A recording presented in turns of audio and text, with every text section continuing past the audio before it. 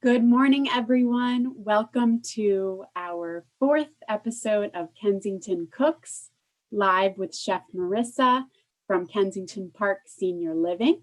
We hope that you had a lovely Thanksgiving holiday and you're safe and healthy.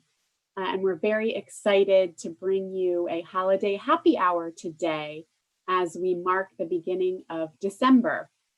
For those of you who don't know me, my name is Connor Duncan, and I am the Director of Community Partnerships here at Kensington Park. And I'm excited to introduce our Executive Director, Mary Mel, to kick off the show this morning. Any questions, please feel free to write in the chat. I did send the recipes yesterday, but I will send them again this afternoon. So enjoy, and I will let Mary take it away.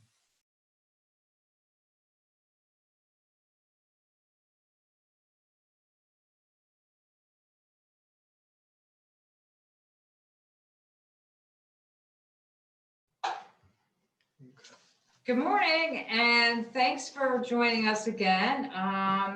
So excited to be here for our last session for the year. And most of you do know Morissa, but I would also like to introduce her once again for those that don't. She's got a great background. She has a passion for cooking, and it started early on while she was working with her dad and helping him cook. And she continued that and went to school with Johnson & Wales for culinary.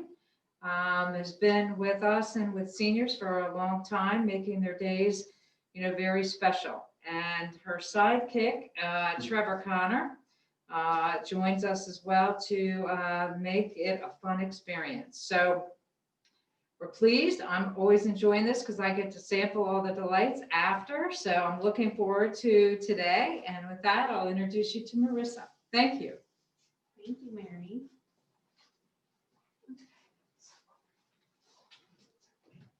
Good morning, everyone, and welcome back to Kensington Cooks. I hope you all had a fabulous Thanksgiving. I know Trevor and I were both here at Kensington Park celebrating with our residents, and we all had a fabulous Thanksgiving here. Everybody had a full belly, so that's always good. But I know the season is upon us, and we're all, taking down the pumpkins and the Halloween decorations and getting ready for the holidays. So whatever that may be in your household, I know we all have our own traditions we do, whether it be with gathering or food. And, this is just a little take. And I think over the course, if you've been joining us, we've been talking about, even though you may not be celebrating the way you have in the past, why not just celebrate, with yourself if you live by yourself, or via Zoom with other loved ones, or just with your family, and kind of keep it still jazzy and keep it, still upbeat as much as possible. So today, what we're going to be making is Gougeres in a fennel and leek mascarpone puff pastry, and one of my favorites is mulled wine. So we are going, and you can see over here, I have everything displayed if you can take a peek. And I know Trevor later on will show you specifically what we're doing. But we're going to start with the Gougeres. You can follow along if you have the recipe. But Gougere is a French pastry. If you think of a cream puff, which I'm sure most people know what a cream puff is, it's that, but savory. And I remember long ago when I graduated college, or I was still actually in my senior year of college, I did an internship and I stayed working at a very predominant restaurant in Baltimore named the Charleston. And I worked under Chef Cindy Wolf, and she has been a great mentor for me. If you know the restaurant, she has many other restaurants. It's a French Southern restaurant, very upscale. And one of the holiday appetizers, whenever there were parties there, one of the most famous, most asked about appetizer was a gougere. And I'm like, what, a gougere? It looks so simple. It is a technique that, you have to kind of know what you're doing to make it, but it is very simple at the same time. But they're lovely. We're gonna make them two ways. They're most made with Gruyere cheese, although you can use, and Gruyere is like a semi-firm cheese. You can use any, and it's a French cheese. Jarlsberg, Comté, those are other substitutes you can use for it. But the base of it is a choux. And a choux is, if you've heard of pâte choux, you think of an eclair, and that pastry is a choux dough. And that's what we're making here with the puff pastry. And, or not the puff pastry, with the Gougeres. And just like a cream puff, it's the same concept. So you, I'm sure, have seen cream puffs. I'm sure you've eaten cream puffs, and probably you may have always thought you can never make them, but we're gonna make them today. And I hope you follow along, and I hope you get to make them for your family, because I know they'll be impressed. So I'm starting with a half a cup of milk, a half a cup of butter. I'm sorry, a half cup of milk, half a cup of water, and a stick of butter. And I'm just gonna bring this to a simmer. Let it start to melt. And then we're gonna add flour to it. And that's when the technique starts. You're gonna use preferably a wooden spoon. I didn't grab one this morning, but I'm gonna use a spatula. Once it all melts, we're gonna add our flour and just combine it all. If it's your first time making a choux, this can be a little tricky. You may think you're not doing it right, but I promise you it's all gonna come together at the end. But once it does start to come together, we're gonna add eggs. And the most important thing with your eggs is you're going to add them one at a time and combine it one at a time. It's a very important technique in this. This sounds like one of these things that if you're not paying close attention, it could go one way or the other. When you talk about putting one egg at a time, you know, if it was me behind it or my kids, we would just crack them all like eggs and put them. What would happen if we didn't exactly follow that? Would it be too gooey? Or I think it would be too gooey. You know, this, at the end of the day, the Gougeres, you want it to have a crispy exterior and a very airy and light interior. So it's really important that, you know, when it comes to baking or measuring out for baking, that's when I follow. Normally I don't follow. I do everything to taste, but you know, obviously I've made this before. I haven't made this recently other than today or yesterday. I made some, but I can tell you the first time I made this did not go so well. It didn't go so well because it didn't follow the directions. So I would say definitely do it one at a time. And sometimes when you're baking certain cakes, it does say add one at a time. And if you're mixing it in your blender, it does say add one at a time, and it just kind of allows it to combine and mixture. And you know, you don't want to over mix certain things depending on what you're making or baking, but I would just say follow the instructions. So for what you're adding in here with, I see, you know, 4 eggs, you said half cup of milk, half cup of water. How many would this recipe serve generally? I think I made them, I think I got like maybe 15. It depends too. Like we're going to use this small scoop to make them. You can also use a pastry bag. If you make them smaller, obviously you're going to yield a little bit more, but this scoop got me about 15 Gougeres. So if you want to double it, if you have a large family, or, you know, you can always make them and then put them in an airtight container and freeze them. I wouldn't necessarily freeze the dough, but I would make them, and you can definitely freeze them so you have them. So, sorry, after you add the flour, just gonna lower your heat because you don't want it to burn, but you're slowly gonna combine it. It's almost gonna look like a roux. If you've made a roux before, which I'm sure most of you have, it almost looks like a roux. And that's what it's gonna start to look like. You're gonna cook it for about 2 minutes.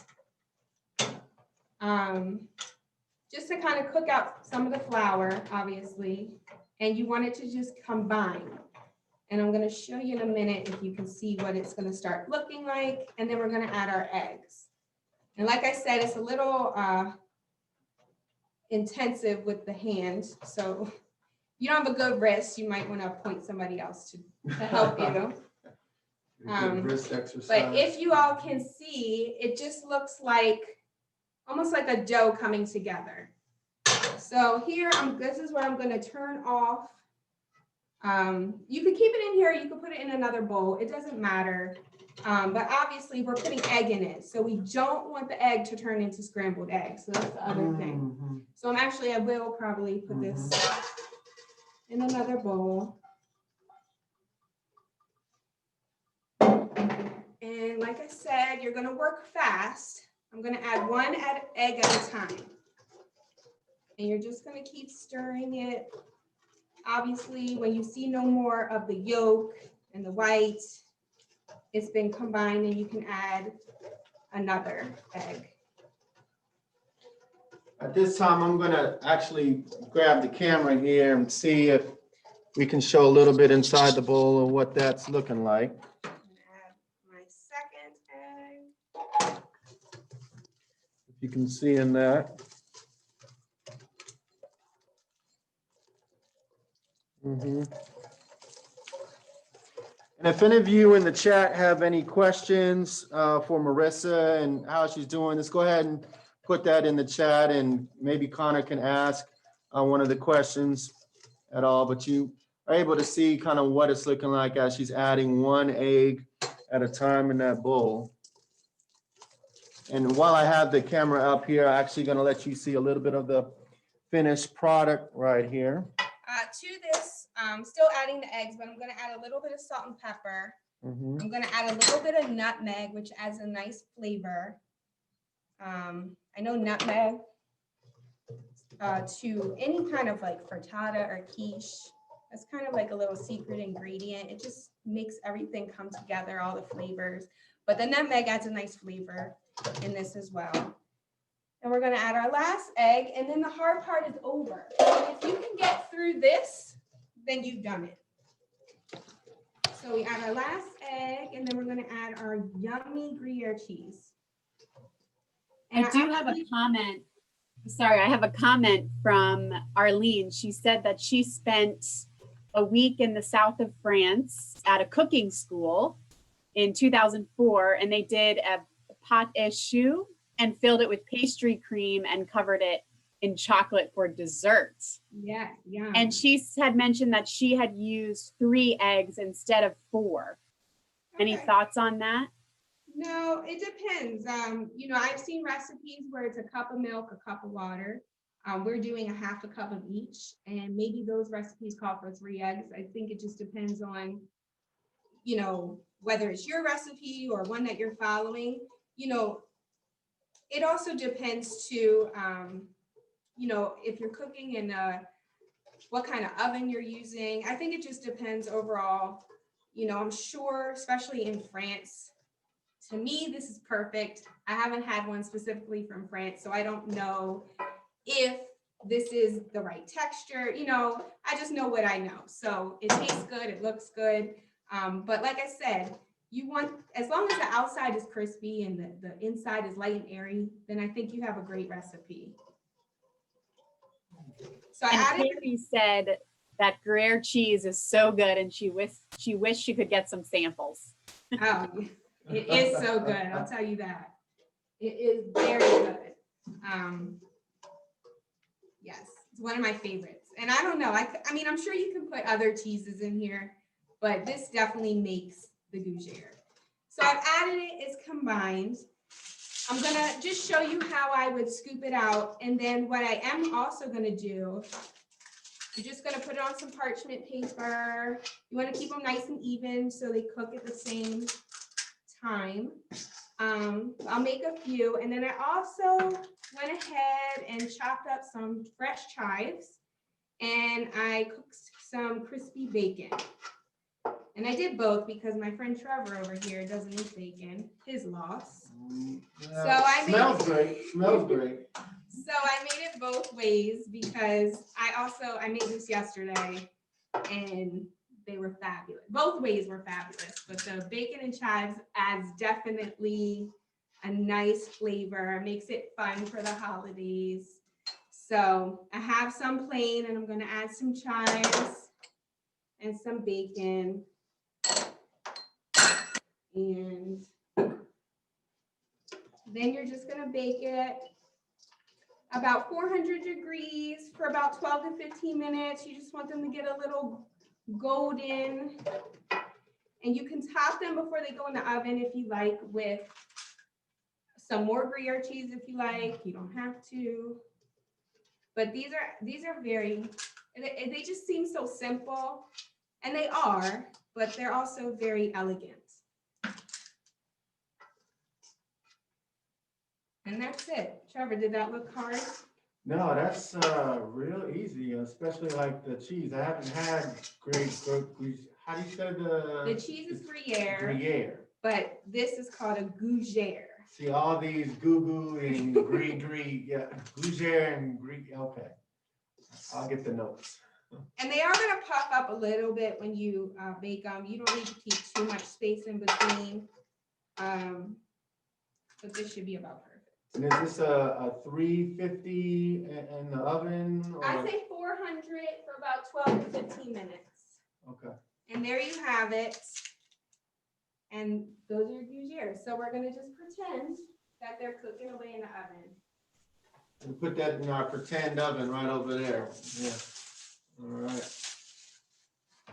Okay. So next, I'm just going to set this up.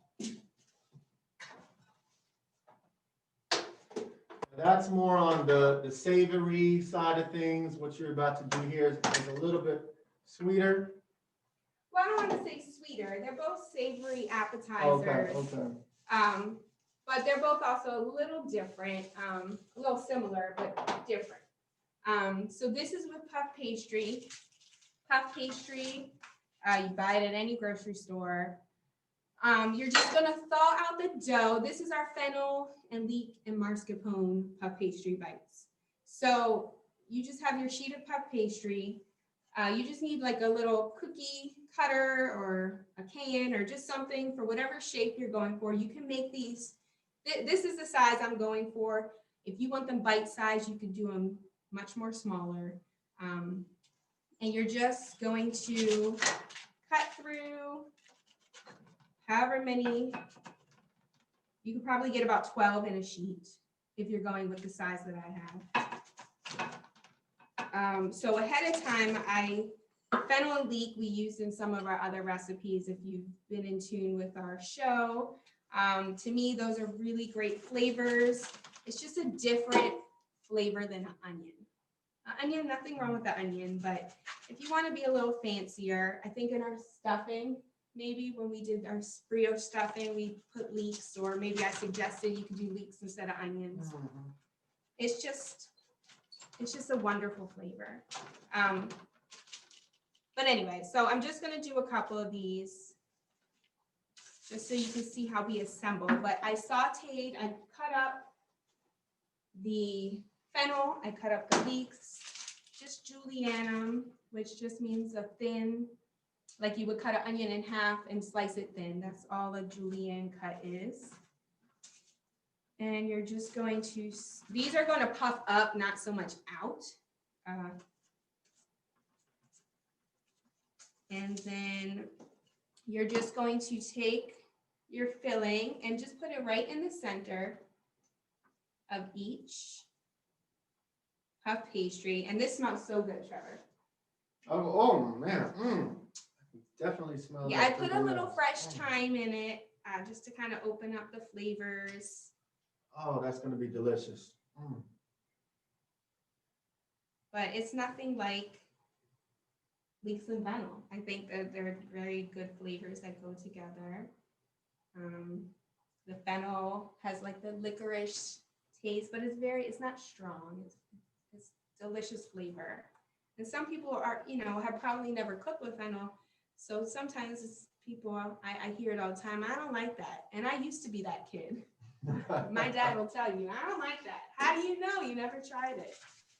And I have fontina cheese, which is a delicious cheese, a little sharper than our Gruyere.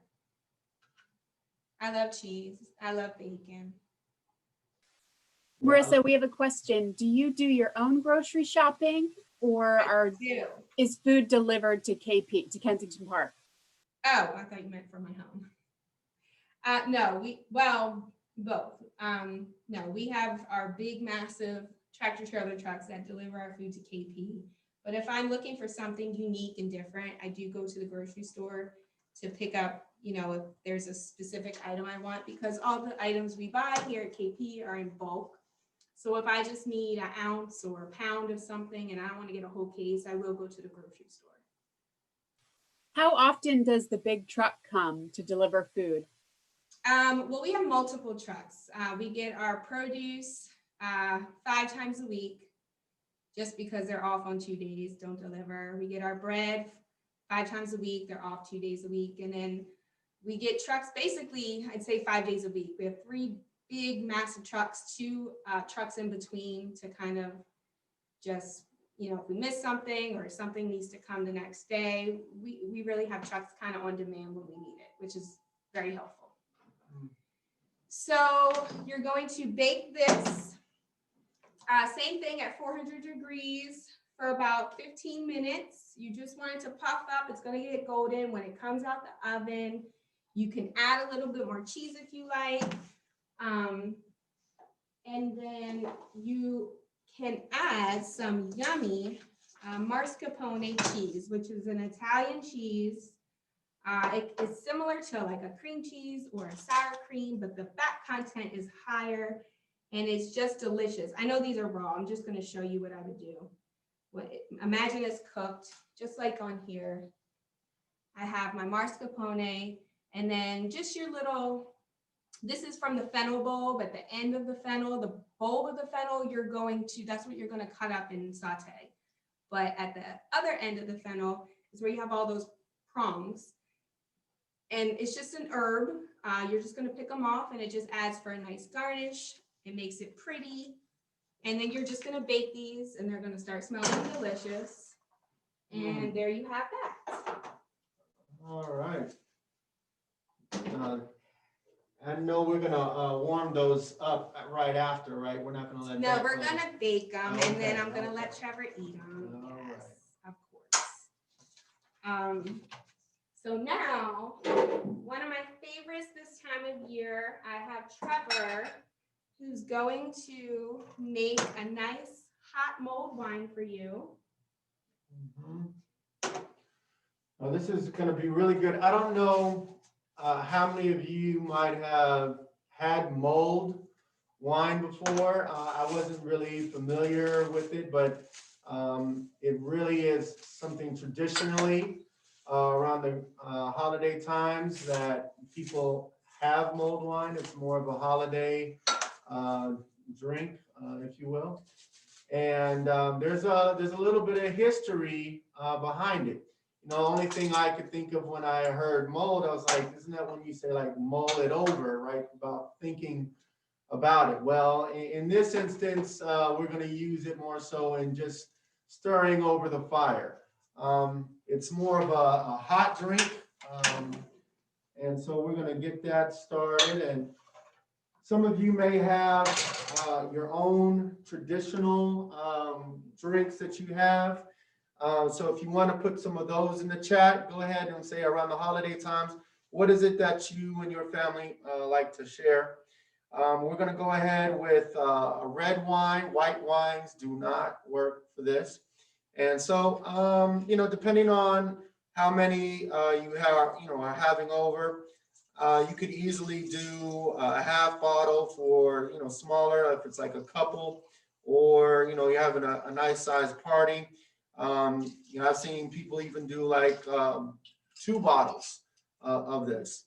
So we're going to go. Just intervene? Yeah. So you do not need to purchase, or if you have really nice, expensive red wine at home, you don't need that for this. You can, I'm definitely opposed to box wine, but some people, they do use that and drink that, but you could use that. You could just use a very inexpensive bottle of wine. There's no need to purchase something expensive because you're going to kind of jazz it up and make it taste lovely. Now, if all you drink is nice, expensive wine, then go ahead and use that. But we do have a nice bottle of wine because, you know, our residents drink really good wine here. Oh yeah, they'll let you know. So anyway, but you don't need to purchase anything very expensive. Yeah, so if, going back again to the history of mulled wine, in fact, first let me just show you what I have here on the table, what I'm going to be putting in. Of course, we have some cinnamon sticks and some cloves here. We have some honey.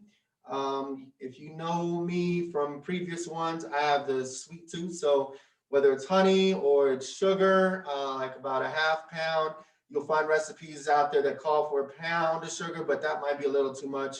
Of course, you could use agave, some types of syrups. It's up to you. Up to you. But for today, we have honey here. And then just not at the last part, I'm going to be putting in some Grand Marnier, actually one of my favorites for years. And we're going to do that at the end when we already have turned off the fire.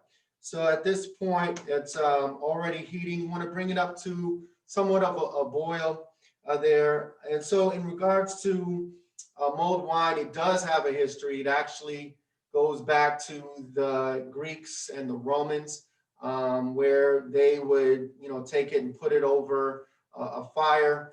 It really didn't start to really get some type of notoriety for it until the 16th, 17th century, where they would use this, and a lot of people would be sick, and so they would make this and put in spices in there in the wine and heat it up, thinking that it would help them with their body and their ailments that they had. But it really gained steam when it came to Charles Dickens, as he mentioned it in A Christmas Carol.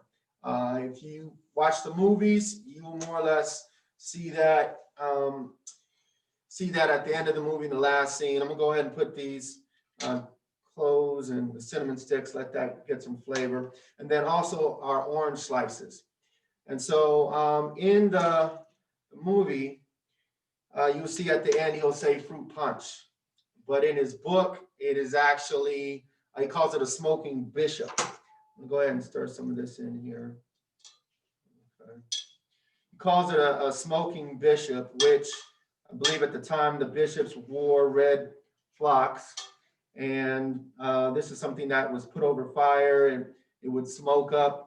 I've even seen, and you can look on YouTube and find some of this as well, where at the end they would put a paper match. We're not going to do that today, all right? I'm not trying to burn the house down, but they would put like a paper match on the top of it and let the little fire, after the heat was already turned off, but a little flame at the end of it, and then blow it out as it would be smoking. So you would see smoking bishop as another name.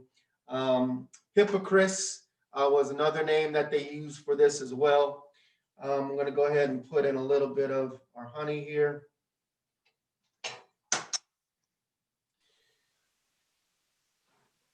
There we go. Put that all around. Then they're going to let the heat dissolve it. So, some of you, may have tried this before. If not, I would suggest that you do try this, so you can let us know how it was for you. Yeah, let that heat dissolve that and the flavors come out. And I would say this particular drink screams holiday to me. I mean, obviously you can have it any time of the year, but it's warm, it's cozy, it's delicious. And if you're gonna be making it, as Trevor said, you don't want it to boil. You just want it to come to a simmer, because you don't want it to cook out the alcohol. That'll defeat the whole purpose. But if you are making a big batch of it, the best thing to do, instead of keeping it on your stove with the fire going, is to possibly just put it in a crock pot and just keep it on warm, so it'll stay hot. It won't cook out the alcohol. And then once it comes to a simmer, Trevor, you can probably add your Grand Marnier. Traditionally, it's people put brandy. You can totally omit the alcohol, but I think it adds a nice flavor. The Grand Marnier definitely goes, obviously, with the oranges, and it's really yummy. It's yummy. Mhm. So once it comes to a simmer, you're just gonna strain out because you don't want to sip cloves. But you'll just strain it out and serve it to your guests. And Trevor, you can tell them what you garnished it with. Yeah, so in my glass, I have a nice orange slice there with a cinnamon stick as well. It's just a nice little something that will go with it from what we have in the pot. In fact, speaking of the pot, they would not cook this in like a brass. You wouldn't do this in a brass pot. Really, the brass would be put into the flavor of it, so you wouldn't want that. Like a silver, they would use a silver plated whatnot is best. So you don't want the pot to be in any of it as well. So yeah, okay, there it goes. It's starting to really simmer up. You can also put in like star anise would go well in this. I've seen it with some cherries as well. Any little thing you can put there. There's some even nuts I've seen that they've put in it as well. So it's up to you. There's many different kinds of mulled wine that you can find out there. Again, like you said, just let it simmer so you can get that flavor coming all the way through. I can feel it really coming up now. And if you feel that the orange rind, sometimes the orange rind can be a little bitter. So if you have very strong senses, then maybe just omit the rind before you put the oranges in. Yeah, and again, this is being a holiday drink.